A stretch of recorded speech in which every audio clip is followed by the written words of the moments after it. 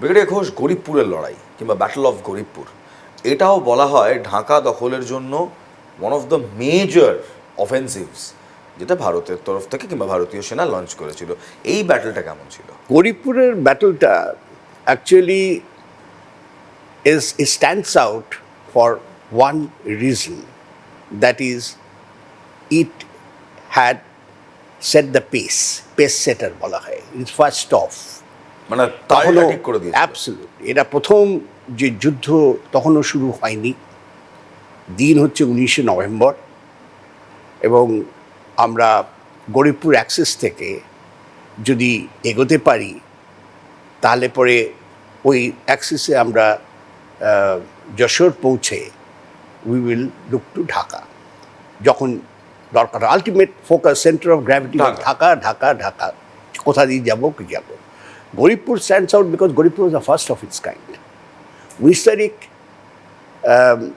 সন্ধ্যাবেলায় they decided that they will go in. আচ্ছা। And আমাদের কাছে ওখানে বেসিক্যালি দ্য ফোর্স যা দেওয়া হয়েছিল তাতে একটা স্কোয়াড্রন ছিল PT-76 ট্যাঙ্কসের এবং একটা regiment of 9 Punjab, I think তাদের একটা ব্যাটালিয়ন ছিল। না, PT-76 ট্যাঙ্কসের সম্বন্ধে একটু টাচ আপ করলে বুঝতে পারবেন যে this particular tank is an amphibious tank and it's a comparatively lighter tank. মানে পিপ্পা যাকে বলি, পিপ্পা, অ্যাবসলিউটলি পিপ্পা বলে এটাকে। It's a lighter tank. আর এর এগেনস্টে ওদের কাছে যেটা ছিল শ্যাফি যে ট্যাঙ্কগুলো, সেগুলো comparatively heavier in their weight. আর বাংলাদেশের জমি এখানে যেরকম ধরনের ল্যান্ড, তখন তো বর্ষা শেষ হয়ে গেছে, নভেম্বর মাস পড়ে গেছে, কাজে অনেকটা কিন্তু মার্শি এবং ওদের রেভারাইন জায়গা, জলের খুব মাটির ভীষণ নরম মাটি হয়, তো it's not very very off track গেলে পরে difficult for cross country armour battle যদি হেভি ট্যাঙ্কস হয় যদি নিয়ে। But this was the positioning that we went with PT-76 and they went it. অর্থাৎ আমাদের কাছে এমন ট্যাঙ্ক ছিল যেগুলো জল, স্থল এবং মার্শল্যান্ডে চলতে পারে। আর পাকিস্তানের ট্যাঙ্ক যেহেতু ভারী ধসে যাবে।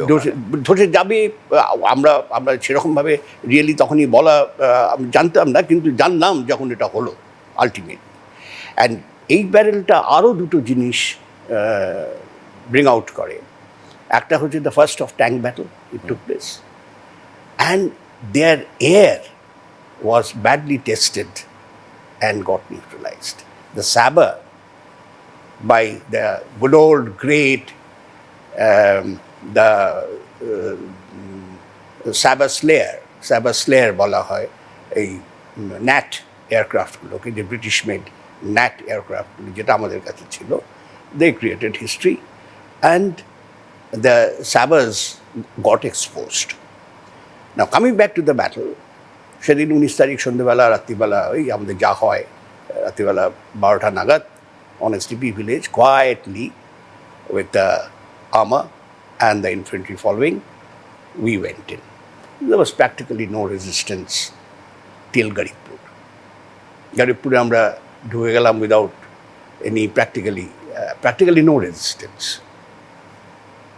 Then the moment we go to a location and capture some place, the first thing the incoming যে সলজার্সরা থাকে যারা আর্মি করে সেটা হচ্ছে টু ডিগ ইন, ট্রেঞ্চ করে ঢুকে যাও ভিতরে। ইউ ক্যান অ্যাট্যাক আসবে, ওরা তো বসে থাকবে না, ওরা তো অ্যাট্যাক আনবে। আর ওরা যখন অ্যাট্যাক আনবে তোমাদের যা স্ট্রেংথ আছে তার 3 গুণ বেশি, মিনিমাম 1:3 অ্যাট্যাক আসে। ওরা 3 গুণ, মানে যদি ব্যাটালিয়ন অ্যাট্যাক থাকে তাহলে ওরা ব্রিগেড নিয়ে আসবে, যদি ব্রিগেড অ্যাট্যাক থাকে তাহলে ওরা ডিভিশন নিয়ে আসবে। দিস ইজ দ্য জেনারেল, আমি বলছি না যেটা একেবারে এটাই করতো সেট দিয়ে, কিন্তু this is the generally the relationship. কাজে আমরা জানতাম অ্যাট্যাক তো আসবে, সঙ্গে সঙ্গে দ্য পিপল, দ্য সোলজার্স, ওরা ডিগিং মানে দ্য ট্রেঞ্চেস বানানো এবং ভিতরে মাটির তলায় যতটা যেতে পারো চলে যাও, প্লেসেস অফ ফোর্টিফিকেশন দেখা, যেখান থেকে কোনো মানে শেল্টার্স দেখা, যেখান থেকে they will be guarded shelters ইত্যাদি ইত্যাদি, এবং সেন্ডিং আউট সঙ্গে সঙ্গে আমরা ওপিস অ্যান্ড এলপিস পাঠিয়ে দিই, observation post and listening post. They walk up, যেখানে আমরা রয়েছি, আমাদের যে লোকালিটিতে আমরা রয়েছি, তার আগে আমরা একজন দুজন করে তারা গাছের উপর চড়ে, এখানে চড়ে স্কাউটসও যায়, অবজারভেশন পোস্ট যায়, লিসনিং পোস্টও যায়। এদের কাজই হচ্ছে ইনফরমেশন ইয়ে করা, এবং ওইগুলো অ্যাকমপ্লিশ করার পরেই ফরওয়ার্ড পেট্রোল পাঠানো হয়। That is more organised. 1 and 3, 1 and 7 একটা হয়তো সেকশনকে পাঠানো হলো পেট্রোলিংয়ে, দেখো কোনো কিছু আছে কিনা। এরা তো যারা অবজারভেশন পোস্ট কি লিসনিং পোস্ট কিংবা স্কাউটস গেছে, তারা তো ডেফিনেট একটা জায়গায় বসে আছে, বাকি এরিয়াগুলোকে রেখি করে দেখা যেখানে কোনো কিছু আছে কিনা, ওদের ইত্যাদিতে কেউ আসছে কিনা, সেজন্য রেকগনাইসেন্সটা ইমিডিয়েটলি শুরু হয়ে যায়। এগুলো খুব সাইমালটেনিয়াসলি হয়, একদিকে ফোর্টিফিকেশন চলতে থাকে, একদিকে এগুলোকে পাঠিয়ে দেওয়া হয় না। শোনা যায় যে এই একটা আমাদের forward petrol got exposed to the brigade, ওদের যারা দেখছিল তারা বোধহয় এরা লোকেট করে এদেরকে। কিন্তু ভাগ্য ভালো আমাদের, probably a misinformation went to them. They said গারিকপুরে ইন্ডিয়ান আর্মি এসে গেছে, কিন্তু it is a battalion minus. Battalion minus মানে হচ্ছে একটা ব্যাটালিয়নে যদি 4টে রাইফেল কোম্পানি থাকে, তাহলে হয়তো একটা কোম্পানি নেই। ব্যাটালিয়ন মাইনাস, ব্রিগেড মাইনাস, একটা ব্যাটালিয়ন নেই ব্রিগেডে, এরকম মাইনাস যখন আমরা বলি। এই যে ফোর্সটা এখানে রয়েছে সেটা বোধহয় একটা battalion minus. So they underestimated us, that's point number 1। So এই সমস্ত শেষ হয়ে গেল। 19 তারিখ রাত্রির আমরা ফোর্টিফাইড হয়ে গেলাম, এভরিবডি ইজ ইন পজিশন। সবসময় এক্সপেক্ট করছে সোলজাররা দেয়ার অন স্ট্যান্ড টু পজিশনে রয়েছে, এবং মিড মর্নিং আবার 10টা-11টা নাগাদ, 20 নভেম্বর, 20 নভেম্বর, 20 নভেম্বর 10টা-11টা নাগাদ একটা গুম গুম গুম গুম, যে ট্যাঙ্ক যখন দূর থেকে আসে তখন একটা এরকম ধরনের শব্দ হয়, যেমন এয়ারক্রাফট যেন যে শো করে একটা শব্দ হয়, ট্যাঙ্ক আসে যখন গুম গুম গুম গুম একটা শব্দ হয়, দূর থেকে ওগুলো শোনা যায়। কোনো ভালো ইংরেজি বই যদি দেখেন, তার দেখবেন যখন ট্যাঙ্ক অ্যাডভান্স করছে একটা কীরকম ধরনের সাউন্ড হয়। That sound came. শুনতে পাচ্ছি গরিবপুরের ইন্ডিয়ান আর্মি শুনছে। And the forward PT-76 গুলোকে সুন্দরভাবে in a sort of a fan, এরকম করে ছড়িয়ে দেওয়া হয়েছিল, and they were all hidden. ওদের অ্যাকচুয়ালি লো শিলোড আর হাল ডাউন বলি আমরা, মানে মাথাটাকে নিচু করে এমনি করে দাঁড়িয়েছিল, but the guns located towards the killing zone. সব ইয়ের একটা কিল জোন থাকে, কিল জোনের দিকে গানকে অ্যালাইন করার পরে হাল ডাউন করে অমনি করে ট্যাঙ্গুলার এক্সটেন্ডেড হর্ষু ফরমেশন, মানে ঘোড়ার নালের ফরমেশনে দাঁড়িয়ে আছে। We expect the kill zone was inside that হর্ষুর পেট। মানে খুব সহজভাবে দেখলে এইরকম ভাবে গোল করে সারাউন্ড আছে, ওরা একবার ভেতরে ঢুকলেই they will start firing. They will মানে সেই মহাভারতের যুদ্ধের চক্রব্যূহর মতো, অভিমন্যুর চক্র, সেরকম ধরনের ব্যাপার। ওরকম ধরনের একটা পজিশনিংয়ে আমাদের ট্যাঙ্ক ডিপ্লয়েড ছিল এবং হিডেন, দেখতে পাওয়া যাচ্ছিল না।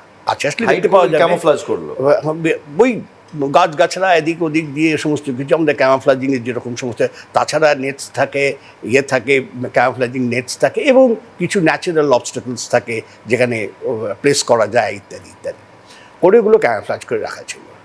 ওরা আসছে he said, the commander said, the tank commander, that no fire till I order. Okay.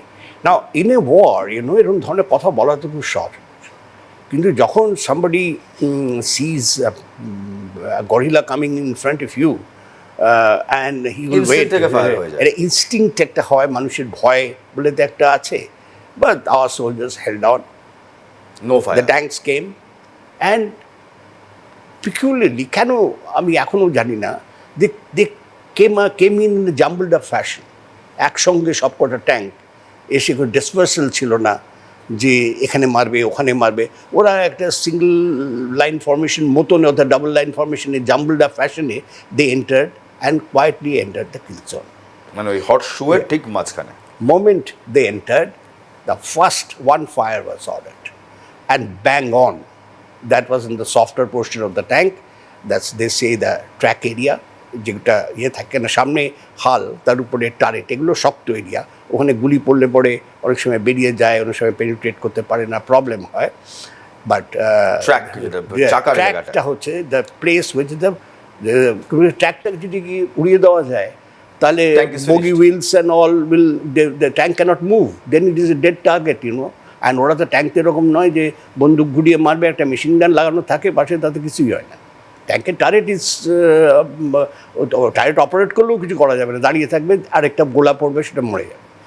So first hit was there and the tank gone. Immediately after that, second hit was, that was also gone, and there was a blockade. And then all hell broke out. All hell broke out at that point.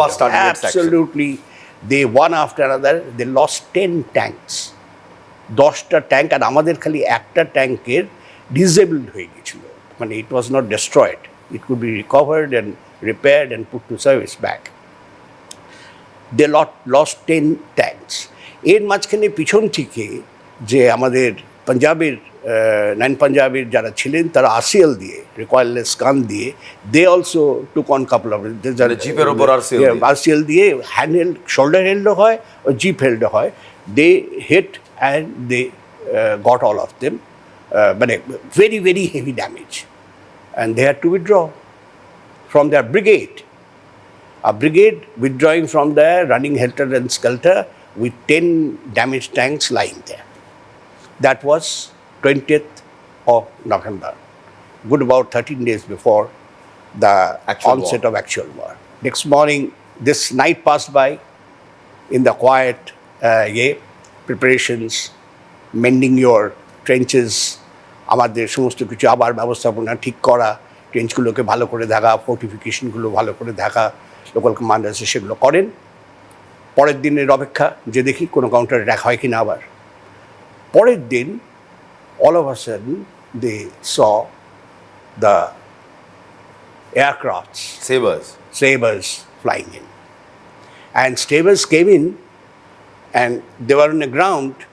So strafing হয়, ওরা যখন মানে ওরা fire করতে শুরু করে, plus bombing they, and এটা হতে হতে actually we were really not expecting at that point of time that they will employ aircrafts at that point. কেন ওদের পুরো পাকিস্তানে খালি বোধহয় একটা ইয়ে ছিল, একটা স্কোয়াড্রন ছিল, তার চেয়ে বেশি ছিলই না। আর ওরা সেবার বার করে নিয়ে সে প্রথম দিনই দে fired on us, but there was hardly any casualty. But যখন এটা চলছে, all of a sudden, to our absolute dismay and total delight, we found 3 gnats, 3 spots of the sky, they say. Our Indian Air Force emerging. Came in gnats, there was a dogfight there, which a lot of people had witnessed, because it was mid-morning, a shining morning of winter months, you know. And সেখানে এরকম 3টে ন্যাট দেখে। Now if you see sabers versus gnats, you know, gnats are smaller, very flexible aircraft. Maneuvering of a gnat is that much more easier. It's not a gigantic. Sabers are much bigger. Saber is also a second generation aircraft. This is also a second, third generation aircraft. But this maneuverability, এটার যে অপারেশনটা, এটা খুব সহজ। And within minutes we found one saber dropping. Second minute we found the second saber dropping. The Pakistani Air Force top-notch. And third saber crashed. Pilot bailed and captured by the locals. মুক্তি বাহিনীর লোকেরা এবং যারা গ্রামের লোকেরা, they captured him.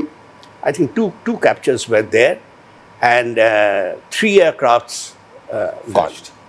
And that was end of Garibpur. What a story. What a story, Brigadier. That was end of Garibpur. অভিমন্যুর চক্রব্যূহের মতো সেই সময় গরিবপুরে ভারতীয় সেনা একটা চক্রব্যূহ বানিয়ে যেভাবে আমাদের পিপ্পা ট্যাঙ্কস, ওদের ট্যাঙ্কসকে একেবারে ধূলিসাৎ করলো, গোটা ট্যাঙ্ক ব্রিগেডকে ধূলিসাৎ করবে, এবং তারপর 3টে সেবারকে মেরে নামালো। Absolute one. And I'll give you a surprise. The pilot who killed these 3 sabers will also be on the show. শৌর্যগাথাতে তিনিও আসবেন। ও আসবে সে। তিনিও আসবেন এবং তারও ইন্টারভিউ থাকবে, গরিবপুরের সেই ব্যাটলের ইন্টারভিউ থাকবে। ভালো। আপাতত ধন্যবাদ, thanks a lot, Jai Hind brigadier. Thanks.